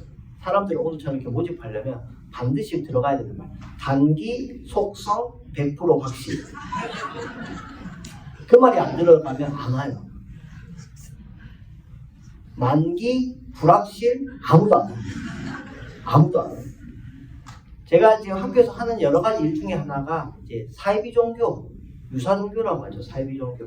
한국은 코로나 딱 시즌에 신천지라는 것 때문에 굉장히 좀 사회적으로 문제가 많이 됐었는데 그 신천지로 대표되는 여러 가지 유사 종교들이 지금도 굉장히 한국 사회에 좀 문제가 많거든요. 거기 갔던 친구들 혹은 그 가족들 상담하는 일을 제가 하는데 그 친구들 상담하면서 제가 하나 알았어요. 거의 모든 유사 종교 혹은 사이비 종교가 가지고 있는 공통점이 뭐냐? 거기에서는 구원이 단기 속성이에요. 언제 휴가가 오는지 날짜를 딱 찍어줘요. 그리고 어떻게 하면 구원받는지 딱 방법을 명확하게 알려줘요. 14만 4천 명이라는 등수안에 들면 딱 돼요. 명확하죠. 근데 성당에서는 여러분들 어떻게 하면 구원받는다는 얘기 확실하게 얘기해 주던가요? 우리는 늘 만기 불확실이에요. 그게 인기가 없어요. 만기 불확실이니까. 근데 우리가 인생을 살면서 아까 제가 행복이라는 얘기도 했지만 니 뭐 하면 행복할 것 같은데 몰라요 사실은. 그걸 확인하려면 오래 걸려요. 자기가 진짜 뭘 하면 행복할지, 뭘 사랑하는지, 어떤 걸 하면 내가 진짜 나라고 느끼는지를 알려면 오래 걸려요. 근데 그 과정을 자꾸 생략하고 싶은 거예요. 빨리빨리 확인하고 싶은 거예요. 그래서 제가 지금 대학생들을 주로 강의하는데 느끼는 게 뭐냐면 애들이 자기가 뭘 좋아하는지 별로 관심이 없어요. 뭘 잘하는지에 자꾸 관심이 있어요.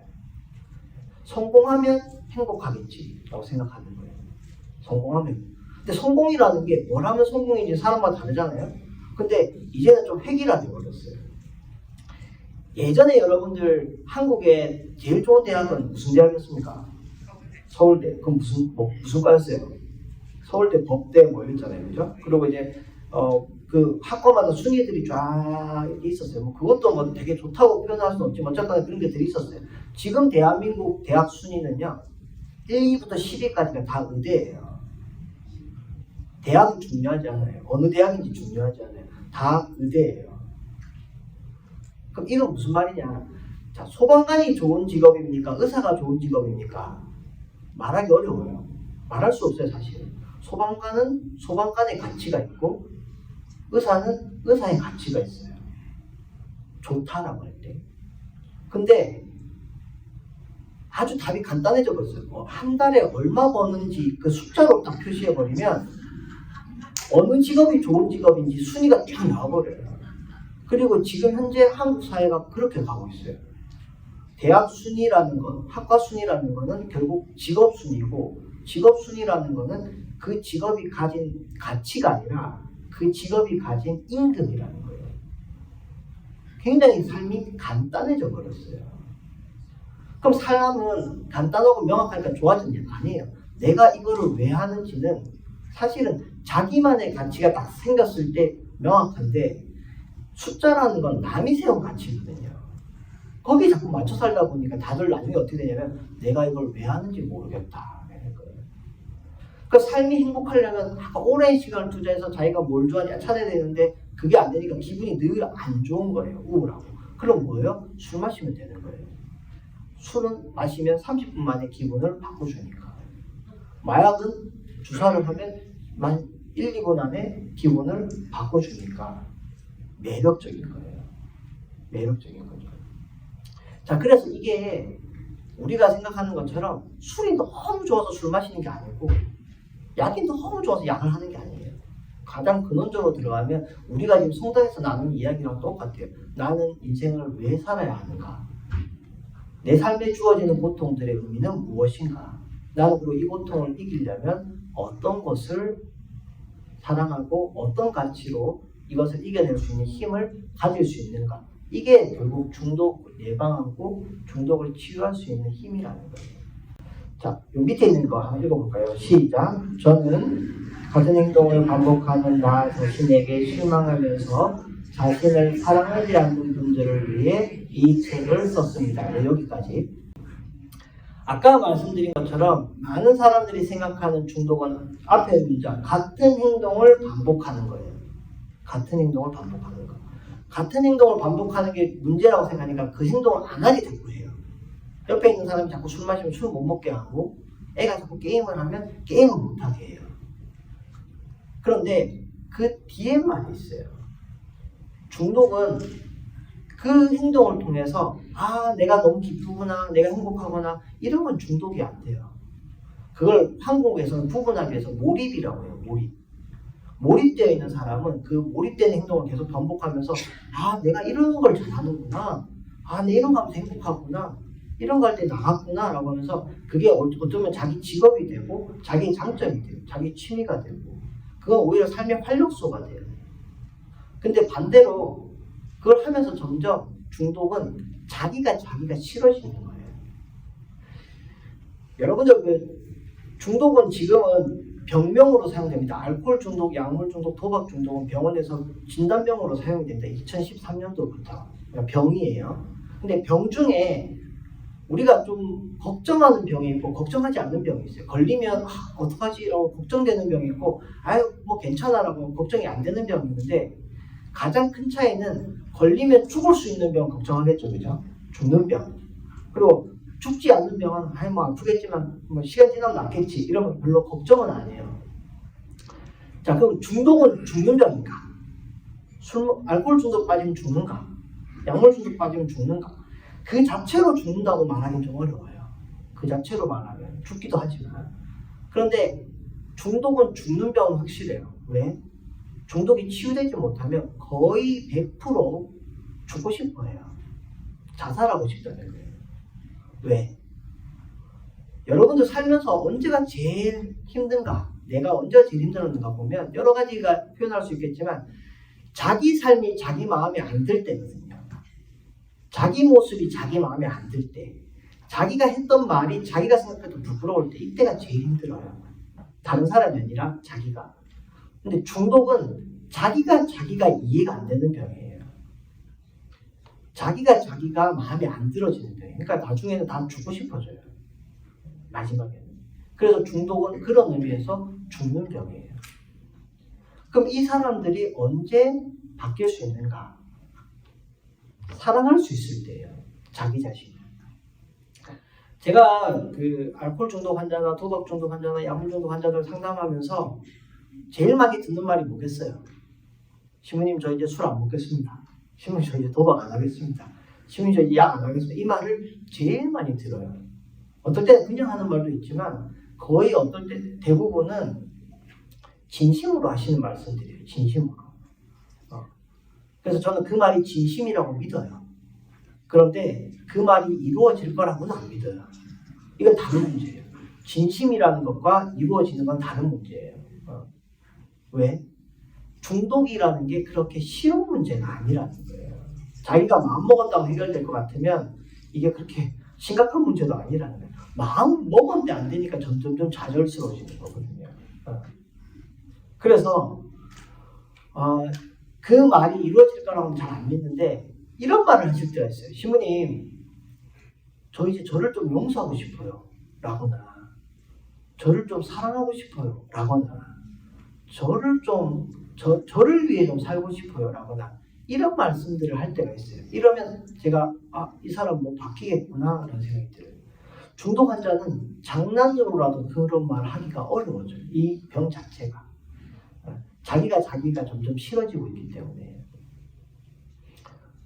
그래서 우리가 성당에서 제일 많이 하는 말 중에 하나가 뭡니까? 하느님은 당신을 사랑하십니다. 이 당연한 문제가 정말 제대로 들어가면 이것만큼 중독을 예방하고 치유할 수 있는 게 없어요. 사실은. 많은 사람들이 약물하고 약국 내가 진짜 좀 모르고 먹으면 어떡하지? 약물 중독되면 어떡하지? 그러다 우리 애가 술 조금 많이 먹는 것 같은데 저러다가 알코올 중독되면 어떡하지? 뭐 이런 생각을 해요. 근데 알고 있어요. 여러분. 모든 사람이 술 마셨다고 다 알코올 중독됩니까? 안 됩니까? 안 됩니다. 스마트폰 쓴다고 다 스마트폰 중독됩니까? 안 됩니까? 아니, 한 번 했다고 다 중독되는 건 아니에요. 경험했다고 다 중독되는 건 아니에요. 그리고 중독에 빠졌던 사람들도 빠져나오는 사람이 있고 못 빠져나오는 사람이 있어요. 무슨 차이가 있는가? 미국에서는 잘 모르겠는데 한국에는요. 정말 좋고 옳은 말은 다 화장실에 적혀 있어요. 그러니까 제가 화장실 들어갈 때마다 대단하다 이런 말을 한다는 큰 깨달음을 얻고 나오는데 제가 화장실에서 본 말 중에 기억나는 말이 이런 말이 있었어요. 물에 빠져 죽은 사람 없다. 왜 물에 빠져 죽은 사람 얼마나 많은데 물에 빠져 죽은 사람 없다고 그래. 그 밑에 말이 있어요. 물에 빠져서 죽은 게 아니고 물에 빠져서 못 나와서 죽은 거다. 어이가 없어. 와 이거 뭐야? 이렇게 당연한 말. 그러니까 집에 와서 가만 생각하면 진짜 맞는 말이에요. 고통을 겪어서 삶이 망가진 게 아니라 고통 속에서 빠져나올 힘이 없었던 거예요. 대부분의 사람들은 힘들어졌을 때 술을 먹거나 약을 하거나 도박을 했을 때 자기 관계가 살아있는 사람들은 다른 사람들이 그걸 그대로 두지 않아요. 가족이 잡아 나오거나 친구들이 잡아 나오거나 아니면 가족이나 친구들이 몰랐을 때 빠져들다가 자기가 정말 하고 싶은 게 있는 사람들은 이러다가 내가 정말 좋아하는 일을 못할 것 같다. 이러면 정신 차리고 나가요. 그 중에 하나라도 자기한테 살아있으면 그 힘으로 나올 수 있다는 거예요. 근데 중독 환자들은 마침 그 순간에 아무도 없었던 거예요. 자기 주위에. 그러니까 어찌 보면 굉장히 열악한 사람들이었던 거죠. 그래서 빠져나가는 거거든요. 그래서 저는 아이들한테 우리가 꼭 줘야 되는 게 하나가 하느님이 너를 사랑하신다는 그 메시지예요. 그 메시지 하나만 있으면 본인이 정말 힘들고 괴롭고 본인이 용서가 안 될 때도 하느님이 나를 용서하실 수 있다는 그 믿음으로 나올 수 있다는 거예요. 그 노래 있죠. 당신은 사랑받기, 제가 그 노래가 제 노래 같아요. 당신은, 네? 당신 이해되십니까? 짧은 몸, 당신. 제 주제가 당신은 사랑받기. 네? 그런 그 믿음이 딱 있을 때 힘들고 지칠 때 그것으로 내가 이겨낼 수 있는 힘이 거기서 나올 수 있지 않을까라고 생각하는 거죠. 아까 소개했던 제 조카들입니다. 홍라운, 홍라엘, 홍라유 제 남동생이 딸을 셋을 낳아가지고 여기 와서 이제 어떤 분들이 신부님 되게 그러니까 동안이고 얼굴이 막 이렇게 어려 보이고 그러는데 저희 어머니가 이렇게 생기셨어요. 그래갖고 좀 어려 보이세요. 제 아버지는 또 우락부락하고 덩치가 크시거든요. 네, 키가 굉장히 커요. 그래서 제 동생은 또 우락부락하고 이렇게 생겼어요. 그래서 중고등학교 때 여자애들이 인기가 없더라고요. 이렇게 무섭게 생겨가지고. 그러니까 주변에 여자가 없더니 결혼해갖고 여자 넷이랑 살아요. 첫째 조카가 이름이 라온인데 요 옆에 있는 사진이 한 4, 5년 전에 코로나 전에 이제 어린이날에 찍은 사진인데 재수씨, 저한테 재수씨, 라온이 엄마가 저한테 이제 질문을 한 거예요, 이날. 애가 자꾸 손톱을 너무 물어뜯는다는 거예요. 손톱을 너무 물어뜯어서 피가 나고 이런데 못 멈춘다는 거예요. 그러니까 엄마가 자꾸 이제 뭘 하니까 엄마 앞에서 숨기기도 하고 자기도 안 물어뜯고 싶어 하는데 아프니까. 근데 자꾸 한다는 거예요. 애는 손톱 언제 마지막 깎아줬는지 기억도 안 난다는 거예요. 그러니까 얘 어떻게 했으면 좋겠어요? 라고 하더라고요. 그러니까 제가 이 질문을 저희 학생들한테 그대로 했거든요. 제 수업 듣는 애들한테. 그러니까 애들이 내 답이 장갑을 끼운다. 손에 장갑을 끼운다. 그 다음에 손톱에 순약을 바른다.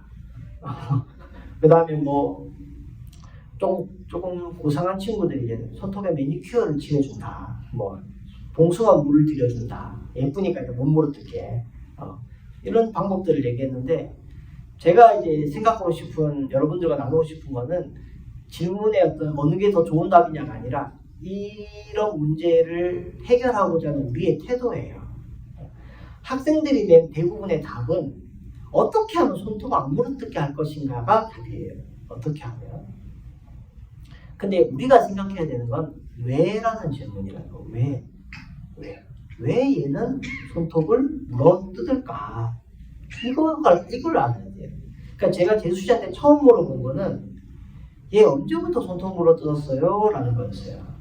그러니까 재수씨가 가만히 생각해 보더니 저 옆에 있는 친구 라헬이 분홍색 옷 입은 제 동생인데 저 둘째 태어나고 얼마부터 그래요? 이러더라고요. 그럼 얘는 왜 손톱 물어뜯는지 바로 나오죠. 네, 첫째니까 엄마 아빠한테 자기가 혼자 관심 받다가 동생이 생기니까 갑자기 엄마 아빠를 동생한테 뺏긴 거예요. 그러니까 불안해진 거죠. 불안해지다 보니까 이게 손톱 물어뜯는 걸로 표현이 된 거예요. 근데 엄마가 만약에 손톱 물어뜯는 걸 딱 보고 야, 너 왜 손톱 물어뜯어? 뜯지 말랬지? 라고 하면 안 그래도 엄마한테 소외감을 느끼고 있는데 엄마가 뭐라 하면 더 어떻겠어요? 더 소외감을 느끼겠죠. 엄마는 물어뜯지 말라고 하는 얘기지만 그 말이 아이는 더 소외감을 느끼고 더 손톱을 물어뜯게 할 수도 있고 설령 손톱은 안 물어뜯는다고 하더라도 다른 걸로 넘어갈 수 있다는 거예요. 다른 문제로. 그럼 사실 문제 해결된 게 아니거든요. 그래서 제가 재수씨한테 해줬던 말은 애한테 그냥 사랑한다고 계속 얘기해 주라고. 뜬금없이. 그냥 시도 때도 없이. 엄마 널 사랑해. 엄마 널 사랑해. 엄마 라인이도 사랑하며 라온이도 사랑해. 이렇게. 그리고 안아주고. 그것만 일단 하면 되냐 그래서 야, 손톱 얘기하지 말고 일단 그 얘기만 계속 하라고. 일주일 딱 하니까 손톱 안 물어뜯는 거예요. 왜냐하면 자기 불안이 가셨으니까. 중독은 어찌 보면 진짜 문제가 드러나는 증상이에요. 진짜 문제는 술을 먹게 한 외로움일 수도 있고요. 술을 먹게 하는 우울감일 수도 있고 술을 먹게 하는 절망감일 수도 있어요. 근데 그거는 제껴놓고 술만 갖고 자꾸 얘기를 하면 오히려 술을 더 먹게 된다든지 아니면 술 말고 다른 걸로 얼마든지 갈 수 있다는 거예요. 이건 우리를 바라볼 때도 마찬가지예요. 여러분들 고해성사할 때 만약에 뭐 거짓말을 했습니다. 이게 고해성사 내용이라면 결심은 뭐예요? 거짓말 안 하겠습니다. 그죠? 그 결심은 지켜질까요? 잘 안 지켜져요. 제가 여러분도 잘 모르지만 아마도 여러분들이 마지막 고해성사 한 내용은 지난번에 고백했던 내용일 거예요. 거의 사람들 다 그렇거든요. 저도 마찬가지. 그래서 죄의 종살이라는 표현을 써요. 죄의 종살이. 그러니까 어떤 면에서는 우리는 모든 사람이 죄에 중독돼 있다고 해도 과언은 아니에요. 그럼 이걸 해결하려면 똑같은 태도가 필요하다는 거예요. 이거 죄니까 하지 말아야지. 안 된다는 거예요. 중요한 건 내가 이걸 왜 하는가. 만약 거짓말이라면 나는 거짓말을 왜 자꾸 하는가. 자신감이 없어서 그런가. 아니면 자꾸 뭔가 회피하려고 해서 그런 건가. 뭐가 두려워서 그런 건가.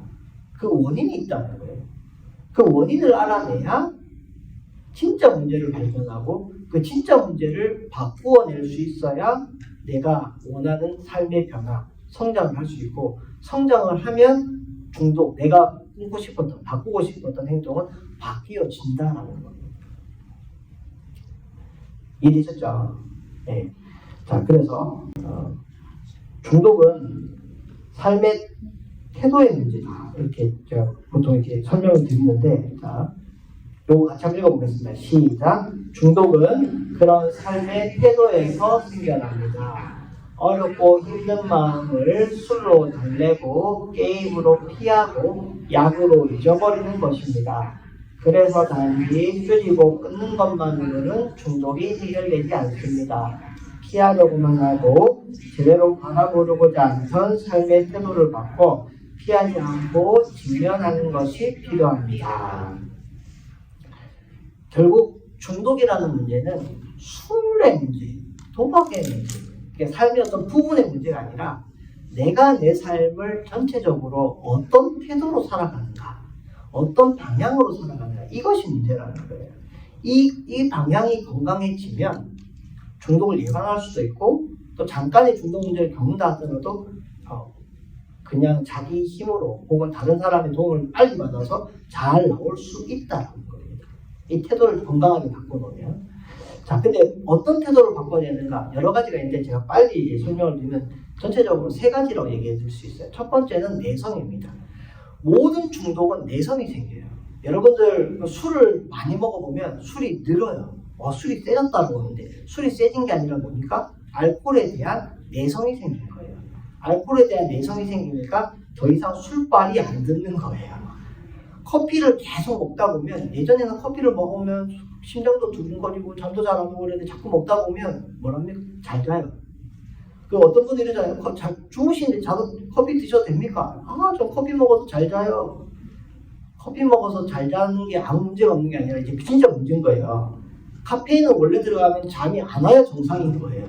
근데 내가 지금 카페인을 먹어도 잘 잔다는 거는 커피빨이 안 듣는다는 얘기거든요. 무슨 말인지 아시겠죠? 내 몸이 커피에 익숙해지고 있다는 거예요, 점점. 그럼 어때요? 더 달라고 하는 거예요, 내 몸은. 더 달라고 하는 거예요. 그래서 자꾸 커피 양도 늘고 술 양도 늡니다. 우리 몸이 다르게 말하면 적응력, 면역력이 있어서 그래요. 자꾸 어떤 것에 노출이 되다 보면 거기 적응을 해버려서 괜찮아지는 거예요. 어찌 보면. 저는 오늘 미사 제가 하는 거 보셨지만 저 미사 첫 미사 할 때 성체 들고 울었거든요. 너무 좋아가지고 내가 미사를 이렇게 할 수 있다니. 이제 미사하면서 안 웁니다.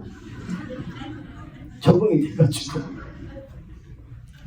제 동생하고 재수 씨 결혼할 때 정말 행복해 보이고 막 너무 좋아서 진짜 막 속이 제가 기칠릴 만큼 좋아하는데 지금 표정이 안 그래요. 동생이 아기 낳았을 때도 애가 태어났을 때 막 울면서 아빠 된 것에 감사하고 애가 건강하게만 자라달라고 아무것도 바라지 않는다고 했는데 지금 바라는 게 굉장히 많더라고요. 우리의 삶은 점점 내가 가진 것에는 적응이 되고 다른 것을 더 바랍니다. 아, 내가 저거 가지면 참 좋겠다. 저거 가지면 참 행복할 것 같다. 이런 생각 하잖아요. 그죠? 그런데 결국 내가 저거 가지면 행복하겠다라고 생각하는 그 사람은 그걸 가지면 거기 또 적응하게 되고 또 다른 것을 원하게 돼요. 계속해서. 그래서 결국 행복해지기가 참 어려워요. 진짜 행복한 사람은 지금 행복한 사람이에요. 지금 이 순간 행복한 사람. 지금 내가 가진 것 행복한 사람은 다른 걸 가져도 거기에 더 행복할 수 있는 거예요. 그래서 항상 성당에서는 여러분들에게 늘 강조하는 게 이겁니다. 뭡니까? 감사하는 거.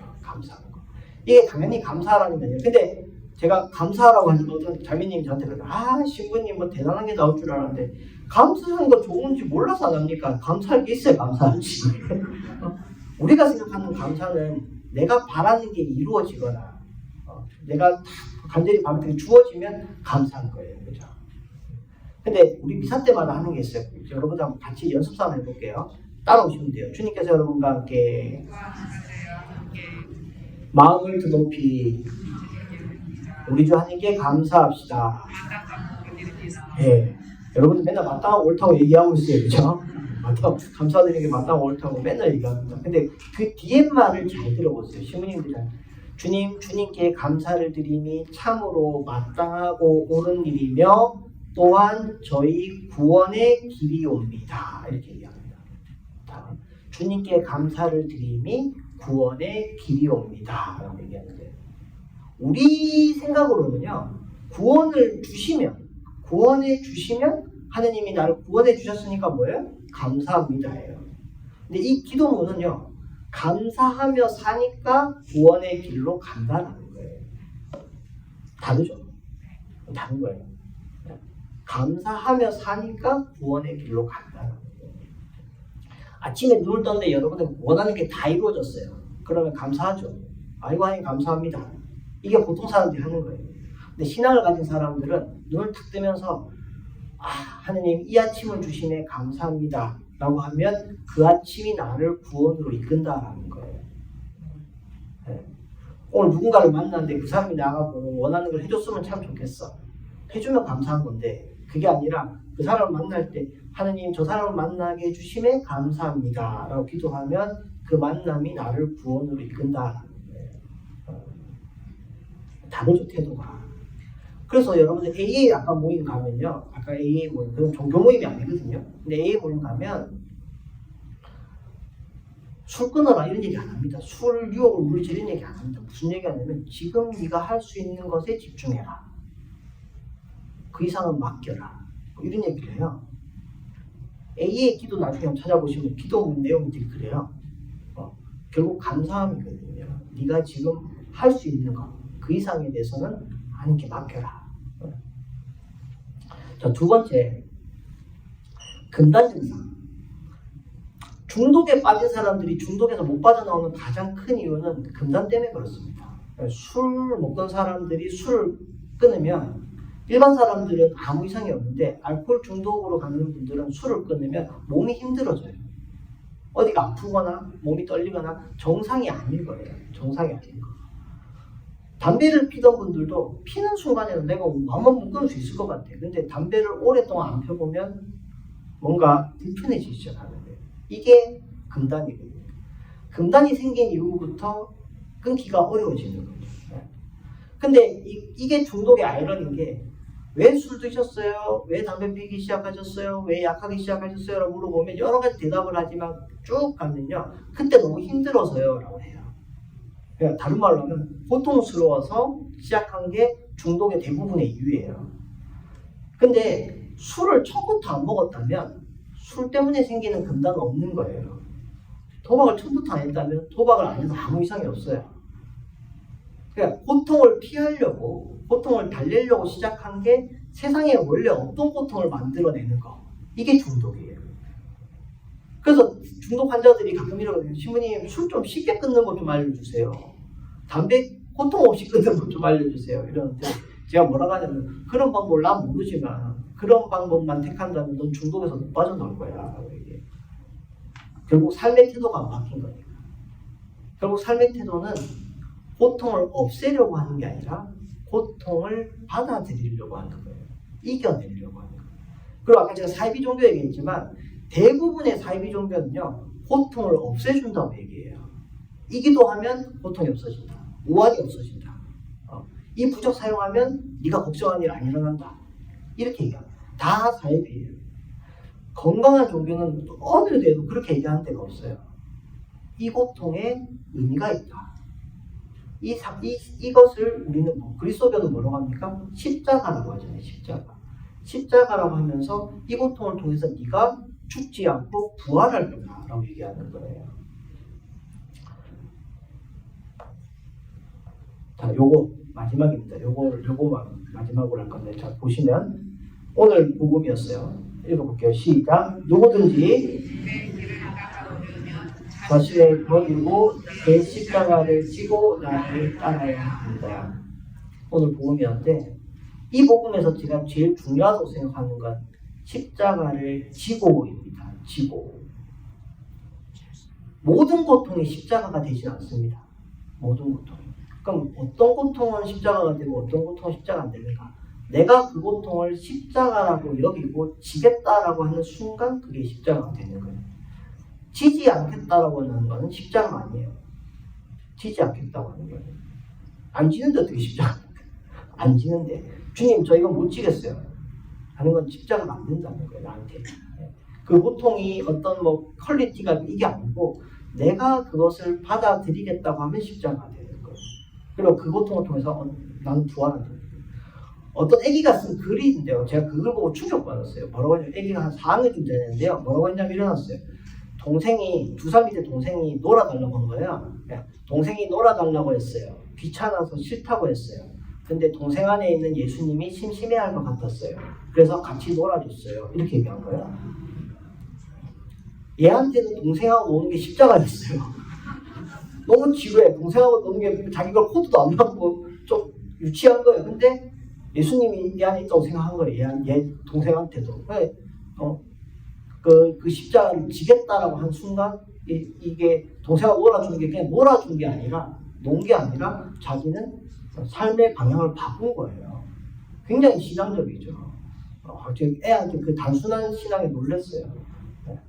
그거거든요. 이게 십자가가 아주 크고 이게 아니고 내게 주어지는 게 무엇이든 그걸 내가 십자가로 받아들이게 한 순간 신앙적 의미가 바뀐다라는 거예요. 그게 우리가 갖고 있는 건강한 삶의 힘, 신앙의 힘이 아닐까라고 생각합니다. 자, 그래서 오늘 시간이 이제 다 됐기 때문에 뒤에 조금 남아있지만 아쉽고 하지만 원래 아쉬울 때 끝내야 제일 좋습니다.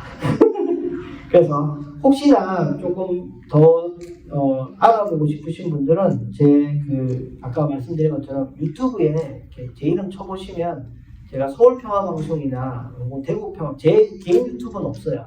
근데 그런 강의한 것들을 아마 오늘도 이게 찍으시던데 강의한 것들을 찍어서 올려놓은 분들이 있거든요. 이름 치면 검색이 됩니다. 그래서 그거 한번 보시면 서울교육권 8시간짜리거든요. 그래서 그거 보시면 또 도움이 되시지 않을까라고 생각합니다. 이제 마침 기도로 이제 오늘 강의를 마무리하려고 하는데 저기 보시면 제게 주어진 것들에 감사하며라는 표현이 있죠, 그죠? 아까 전에 중독에서 내성이라는 표현을 하면서 내성의 반대는 감사드리며 사는 것. 그리고 다가오는 고통에서 도망치지 않게 하죠. 중독의 문제는 결국 고통을 어떻게 다루느냐인데 중독에 빠진 사람도 자꾸 이렇게 술이나 도박이나 이걸로 자꾸 피하는 거거든요. 그게 아니라 자기 고통을 받아들일 수 있는 힘, 그걸 달라고 기도하는 거고 결국 자기를 사랑할 수 있는 것. 그게 중독에서 핵심이기 때문에 저 문구가 들어갔다는 거. 그리고 중독은 어쩔 수 없이 계속 재발하는 거거든요. 그래서 재발하는 것을 행여 실수를 반복하더라도 자기를 더 이상 미워하지 말고 그 실수를 통해 배우는 것이 있다면 거기서 의미를 찾고 자기를 또 달랠 수 있는 것. 그런 의미로 저런 문구를 썼습니다. 그리고 맨 마지막 문구는 중독은 결국 혼자가 되는 거거든요. 우리가 건강한 사람들은 외로울 때 친구를 찾고 위로가 필요할 때 위로를 해줄 사람을 찾아요. 근데 중독에 빠진 사람은 그게 술로 바뀌어버리는 거예요. 그래서 점점점 고립되면서 가족도 없어지고 친구도 없어지고 혼자 남게 되는 거예요. 그래서 중독에서 회복은 결국 잃어버렸던 친구, 잃어버렸던 가족, 잃어버렸던 하느님을 찾는 거거든요. 내 옆에 있는 누군가, 나 혼자가 아니구나라는 걸 느끼는 거예요. 그래서 맨 마지막에는 주님이 저를 사랑하시어 저와 함께 계심을 믿게 하소서라고 이렇게 문구가 되어 있습니다. 그래서 요거 마지막으로 이제 기도하면서 오늘 강의를 마무리하겠습니다. 성부와 성자와 성령의 이름으로 다 함께 하겠습니다. 날마다 제게 새 생명을 주시는 주님, 저 혼자 힘으로는 이 어둠에서 벗어날 수 없음을 받아들이고 자만하여 실수하지 않게 하소서. 행여 실수를 반복하더라도 저 자신을 미워하기보다는 실수를 통해 배우게 하소서. 제게 주어진 것들에 감사하며 다가오는 고통에서 도망치지 않게 하시고 주님이 저를 사랑하신다는 것을 깨달아 저와 자신을 사랑하게 하소서. 그리고 제게 잘못한 사람을 용서하게 하소서. 행동만 바꾸는 거짓 평화에 머물지 않고 진정한 회복의 길을 걷게 하시며 주님이 저를 사랑하시어 저와 함께 계심을 믿게 하소서. 아멘. 성부와 성자와 성령의 이름으로 네, 수고하셨습니다. 감사합니다.